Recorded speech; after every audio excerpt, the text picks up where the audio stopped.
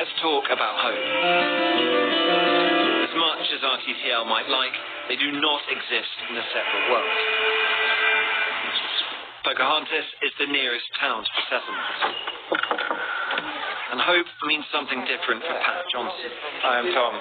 I'm Pat. Oh, you're Pat. Lovely to meet you, Pat. How are you? We met her before we went up into the hills. It was about 25 students that attended school here. On and on. Yeah. Mm-hmm.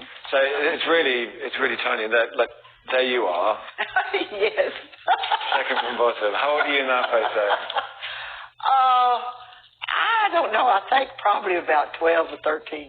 This is the school she attended in the 1950s, a school for black children only, because she was not allowed to be educated with white people. Unlike the members of Return to the Land, she is Arkansas born and bred. For the first 15 years of her life, she lived under segregation. We could not go to school together. We couldn't eat together. We couldn't do everyday things together. Each day that you leave your home, you were under rejection. And Pat had hoped those days had gone. When you hear things like that, it causes you to be fearful. And you don't know who to trust. When I explain what Return to the Land is doing, just half an hour's drive away, she's not so sure. And in her eyes, there's one main reason for that. And I feel like that's the change of, and I'm just going to say, I think it's the change of our presidency. That's what I'm going to say, because I feel like that's where the change is. It's allowing people to have the right to be open for hatred. That may be a feeling, but it is also backed by the data. These are all the white supremacist incidents, demonstrations, leafleting, recruitment drives, meetups over the last 4 years in the US, tracked by ACLED, an organization that monitors violent conflict and protest. There has been a dramatic increase over that period. It has become a background thrum of nationalist activity. Patriot Front is the most active white nationalist organization. She was either from Chicago or Detroit, Michigan or something. So she said, "Oh no, I would never marry my husband if he wasn't just like me. He knows how they are. He knows how those Alabama, Mississippi, he know how they are. He used to them. He been around them long enough." I'm like, really? And then there was comments like, one guy said he doesn't understand why would someone pretend. I think it was when Rachel Dolezal was pretending to be black. He don't understand why would a person would want to pretend to be black. He didn't understand why would someone want to marry a black person.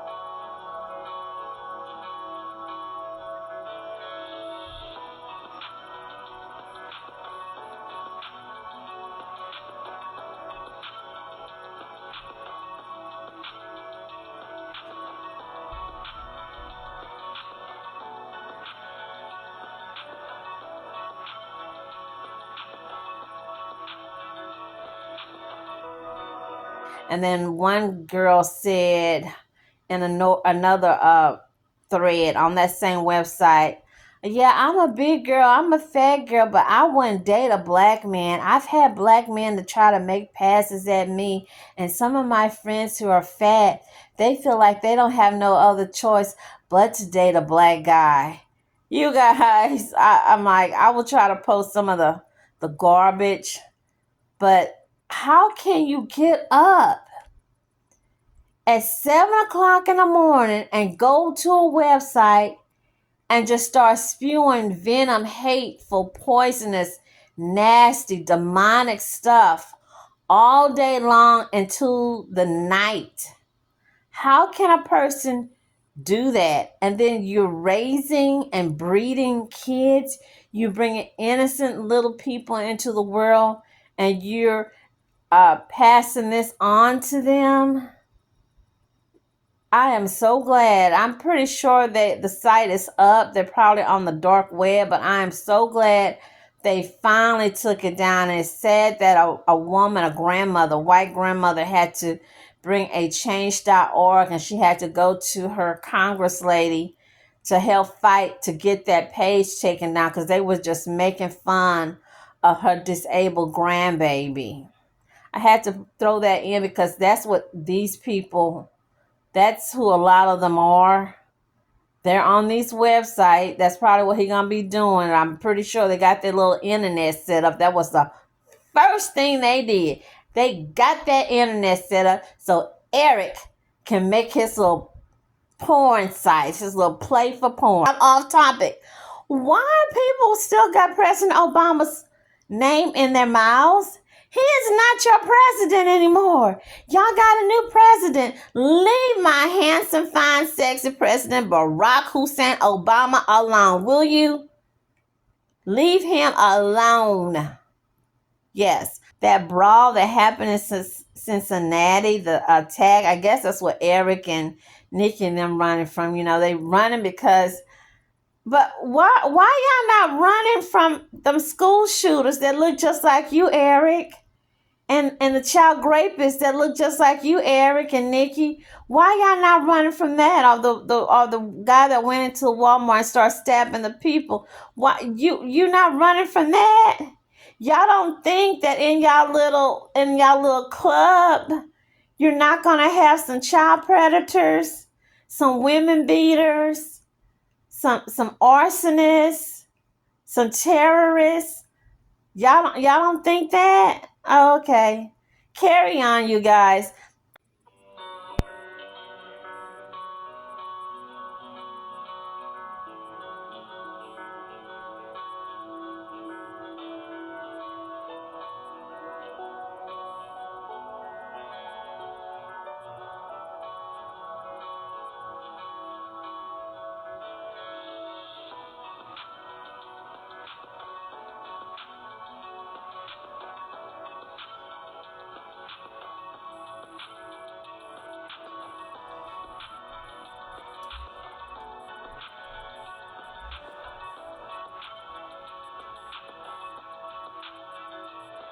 Quapaw Nation kicks off first day of the tribe's language classes today.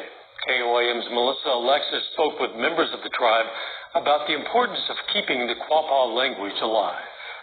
Mary Jacobs, the instructor of the Quapaw language class, is starting her class off by teaching pronunciation.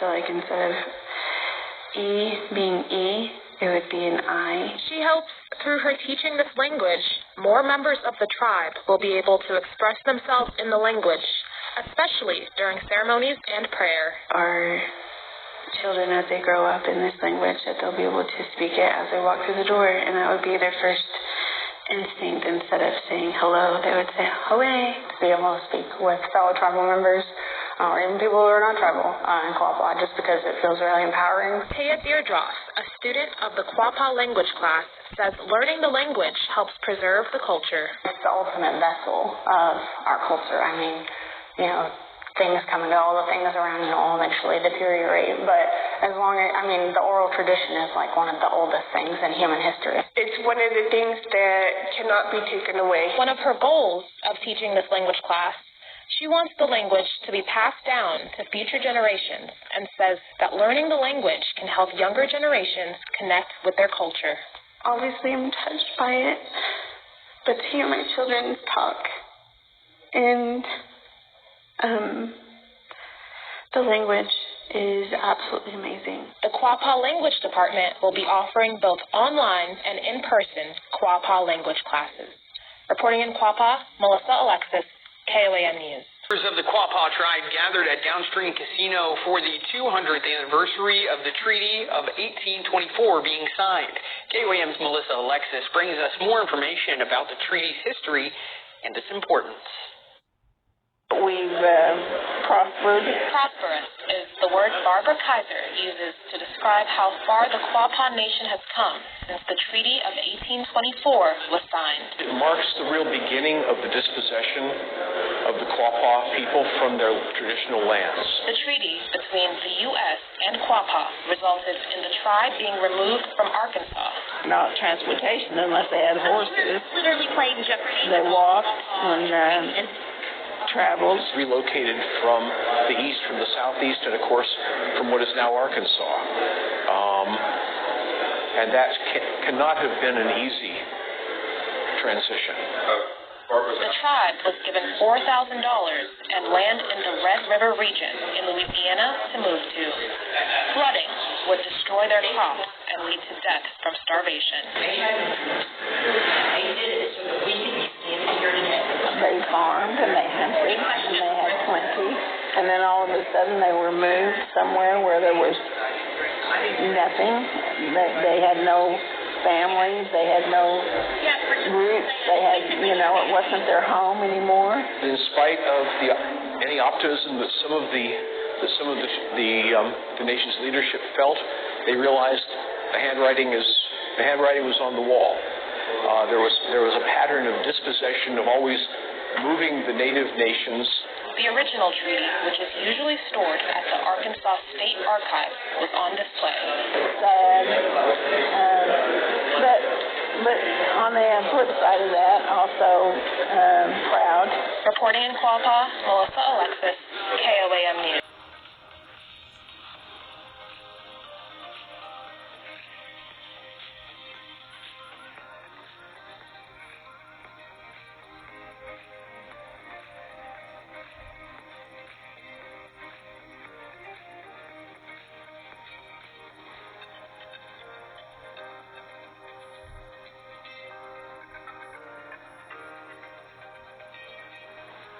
Again, let these people have their little thingy, their little whatever. Let them stay in their form. Don't come over here messing with our village when we start creating our little villages of whatever, 50 and up, 40 and up, married couples only, single women and kids only. Don't come over here. Stay your butts on your side of the fence. Another way Black people have been run off, or I know taxes is high, just like food is high everywhere since this COVID pandemic. I just saw yesterday, we were looking at a Black lady crying that she's going to lose her parents' home, that the taxes are just out of this world. She cannot pay old taxes, try to work, had medical bills, the house need repairs, and it's all over. This has happened, but it seemed to be more so with Blacks. And the lady, the reporter, did the interview, and she pull it up on the computer and saw where in another area of town that was predominantly white, their taxes was like $1,200, $1,500 less. Miss Nikki and Mr. Eric try to make it look like it's just the world is against us. The world is against us. The world is against us. So here, a Black lady in Indianapolis, August the 28th, 2024, Paulette Caldwell, attacked, vandalized in her own yard, property, right after her husband died. They showed a video, and I even saw it on Inside Edition, of a young white boy throwing paintball, throwing nails, vandalizing her car. I have in mind to try to see if I can find her on Facebook and contact her and see if they ever found the person. Military family, Black family in New Mexico. This was around the pandemic. I still remember it because they woke up and somebody had spray paint all on their garage doors, the N-word. And she was just in tears because she's like, we just moved here. And I forgot where they moved from. And the white family across the street came over and they painted over it because the man kept, he was crying too, saying that he didn't want his little 5-year-old girl to see that he don't know who could have done that. I also saw again in Philadelphia. Somebody please tell me where this was, because I was trying to find it on the computer. I couldn't find it, but I remember seeing them on the news. The Black dude clean up the neighborhood. Y'all got to stop talking about our Black men, because we do have some Black men out here taking care of business, standing on business, taking care of their families, taking care of their town, saving missing kids, saving kids being trafficked, just like that hero that saved the day at that Walmart when that man started stabbing them people. I can go on and on. I think he owned a barber shop, and he was actually going street block by block picking up the trash, and got other black people to start buying old vacant buildings and painting up all this graffiti stuff. Do you know what they did? They tripled his taxes on his business. He said, I'm not paying it. He said, whatever the tax was last year, that's what I'm paying. So when he contacted them, he said they told him, oh, since you didn't clean up the neighborhood, since you didn't clean up this forsaken place, we done gone up on the taxes. And that when I did talk about eminent domain. They come with this stuff. We need your land to make a baseball field. We need your land because the city needs to make a little bridge to go from here to there. We need your land for a football. We need your land to build a school or enlarge the hospital.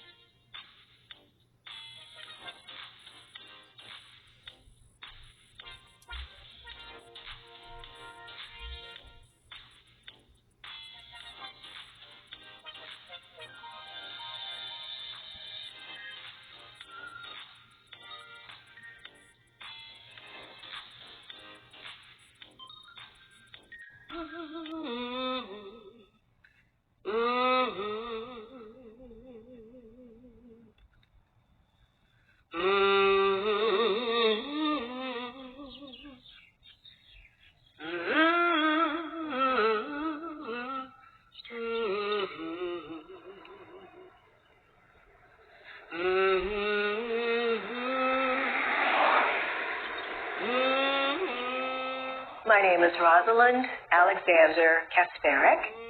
I'm a sixth-generation descendant of Daniel Alexander. We came first to this land in Travis County in 1846. Great-great-grandfather built a training track for the thoroughbred horses for which he was responsible under his enslavers, the McKinneys. I have two siblings who work and have worked their entire lives with animal husbandry and farming, and they have done so right here, in addition to on their own land. Me and two of my brothers, my youngest, he was a little too young, but we would milk the cows before we went to school. Then we got on the bus, and in the evening, same thing. When I was growing up here in the 60s, Austin was a very different place. We are surrounded on all sides by developers, by state highway expansion interests, by all manner and sorts of people who would like to take. African Americans have been systemically displaced, removed, taken from with regard to land ownership. And what I'm doing in terms of my work is to build a small army of activists to help us keep our Alexander farm. Some things are still legal, although they're far from ethical or non-discriminatory or non-racist. I think you could just walk in. I hope you could walk in. So what do we need of Ms. Flores, Representative Flores? It keeps it in front of the public. It keeps it in front of like-minded people in terms of trying to find solutions or ways to ameliorate many of the concerns that we have.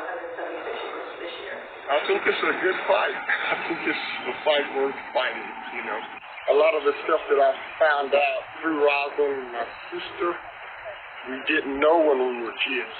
And I don't even know if my dad knew all the stuff that has been uncovered about the past. 2,000 enslaved black people fled slavery on horseback before the Civil War, and the overwhelming majority were from Travis and Bastrop County, where great-great-grandfather taught everybody to ride. This is land that was meant to free people. This is land that great-great-grandfather used to make a way out of the no way of slavery. This is a place of freedom, and it needs to be understood and recognized as such.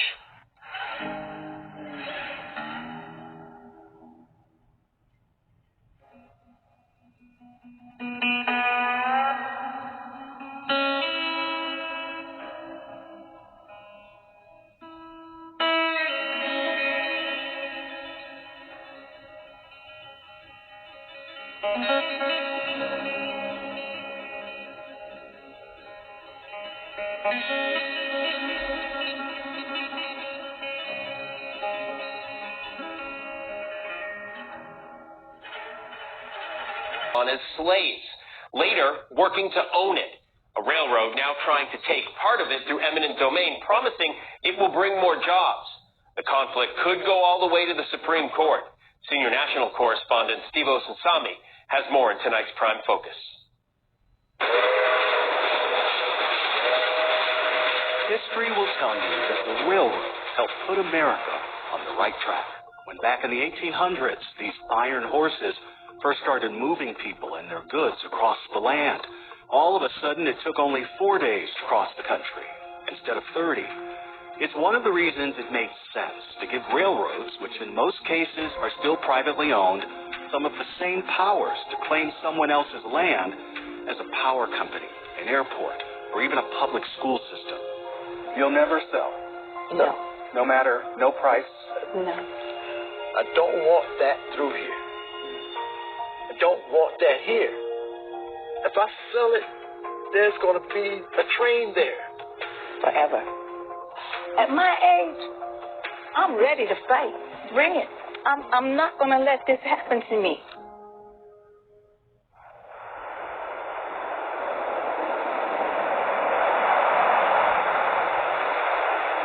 "72-year-old Blaine Smith, his wife Diane, his brother Mark next door, and his wife Janet are fighting centuries of history and U.S. law that still say a privately owned railroad can knock on their door in Middle Georgia and tell them that they need to sell a 3/4-mile strip of their land that's been home to their family since slavery. It's going to go up on the other side of the pond and go on right down through that way, over here. Yeah.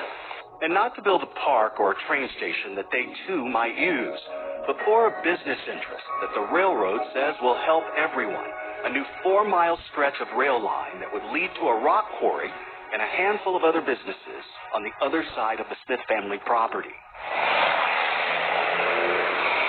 Right now, the quarry uses trucks, but if the railroad gets its way, the new train line could make the quarry and the railroad a lot more money. I feel that we were targeted. This particular community was targeted because it is a black community. We've been labeled poor and black for so long, and how are we going to fight back? Is what's happening here racism? Absolutely. Yes. Absolutely. Yes, it's racism. We didn't want to use that word. We didn't want to say that. Trying to stay away from it. But that's why we have a quarry right here in this neighborhood. It's not for sale. My grandfather bought this place in 1928. You know, and one of the things that my daddy always told me was, don't you ever sell this place.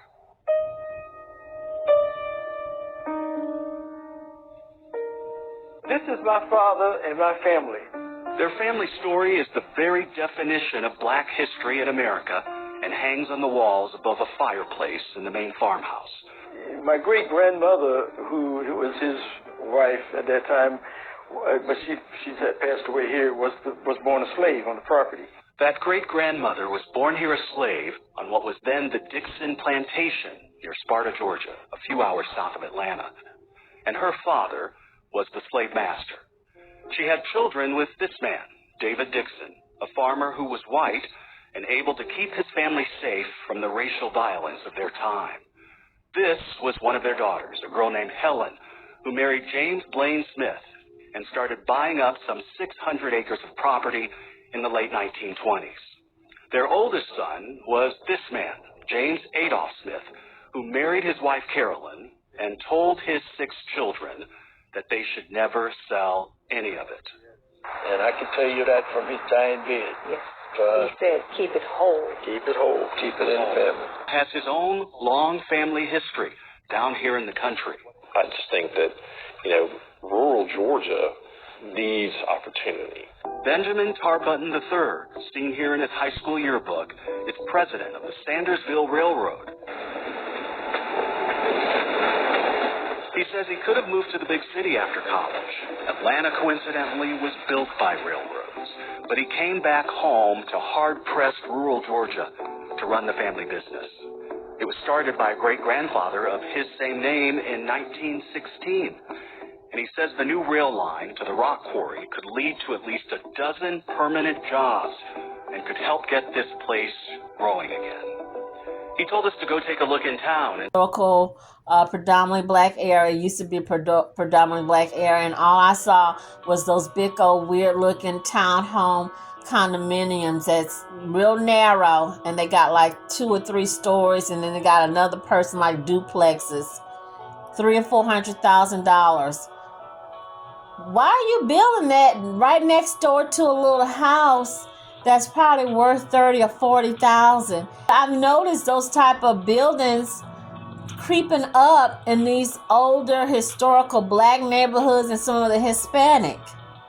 But Neki and Eric and this other dude, they seem to think that they're the only ones that, that's being pushed out. That everybody's picking. What's that little old saying? Everybody picking on me. So let these people have their town.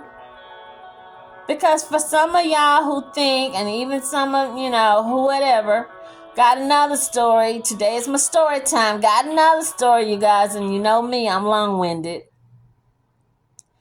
One of my old neighborhood I stayed in, it was predominantly Hispanic, and I share with you the area I think used to be a racetrack, and then somebody said it was like a little Greek neighborhood at one time, and then as the Hispanics started moving in, a lot of the white people moved out. So when we got there, it was very few whites, predominantly Hispanic. We were the only black on the street. Long story short, homegirl tells me, girl, my daddy done won the lotto, and he moved. I'm not going to name you the town. Said her daddy was being picked on. He was being harassed by the people. He would be in the garage drinking a beer. He would wave at the people. He heard from the HOA, told him that he can't be in his garage drinking beer. He heard again from the HOA that people was complaining about him, that every time they pass by, he's always waving, just all kind of nonsense stuff, you guys. And she said her daddy said he wished he would have never moved over there. He would have stayed in his old neighborhood because he didn't like it. It's not what he thought it was going to be. And I told her, because I keep it real with people. That's why they love me so much. I said, you know why he's getting it, right? You know why? She said, yeah. She said, you right. He knows why. But he left his neighborhood to go over there thinking he was gonna, because he won a lotto. And it wasn't even y'all know, it wasn't even a big lotto. I think it was like 5 million, maybe like 7 million, between 5 and 7 million. Y'all, Shamika, Bookisha, Ebony, Laquita, y'all better get on the good foot. Big Daddy, Tyrone, Jaylyn, Jacarius, Tamari, Y'all see y'all president. I said y'all president. He said he putting the housing down to 2 years.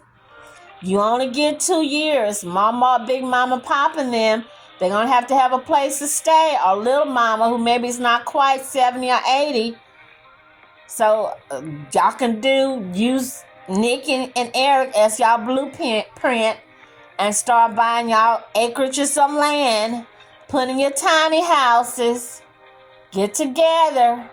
Just like we can all go and party together, go to the wig shop together, go to the nail shop together, and all the other stuff some of us be doing. Y'all know what y'all be doing. Go see Beyonce together. Y'all can get together and build you some tiny houses or get your RV, get you some land, and use Eric or, hey, don't be making no porn movies now. Don't be selling you know what, porning for dollars, getting live on the camera. Eric asked the man that was interviewing him, the guy with the English accent, is this immoral? Do you think this is immoral? Would you want to come over here? And then he said something about, this is a commitment, this is a fortress for the white race. The man told him, yes, it is immoral.